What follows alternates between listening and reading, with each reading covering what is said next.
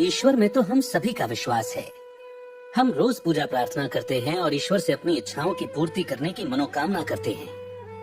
लेकिन क्या आप जानते हैं कि अमर शहीद स्वतंत्रता सेनानी भगत सिंह ईश्वर को नहीं मानते थे? आखिर क्यों? क्या कारण था कि उनका ईश्वर में विश्वास नहीं था? ये बताने के लिए उन्होंने एक किताब लिखी, मैं नास्तिक क्यों हूँ, और उसी किताब को लेकर आए हैं हम इस ऑडियो बुक के रूप में।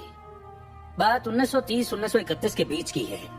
स्वतंत्रता सेनानी बाबा रणधीर सिंह लाहौर की सेंट्रल जेल में थे। तभी उन्हें पता चला कि भगत सिंह का ईश्वर पर विश्वास नहीं है और इस बात से उन्हें काफी तकलीफ हुई। वे किसी तरह भगत सिंह की कोठरी में पहुंचे और उन्हें ईश्वर के अस्तित्व पर यकीन दिलाने की कोशिश की, लेकिन भगत सिंह पर उनकी बातों का कोई असर नहीं पड़ा। इस वजह से बाबा ने नाराज होकर कहा, प्रसिद्धि से तुम्हारा दिमाग खराब हो गया है और तुम अहंकारी बन गए हो, जो कि एक काले पर्दे की तरह तुम्हारे और ईश्वर के बीच खड़ी है। इस बात के जवाब में ही भगत सिंह ने ये लेख जेल में रहते हुए लिखा था।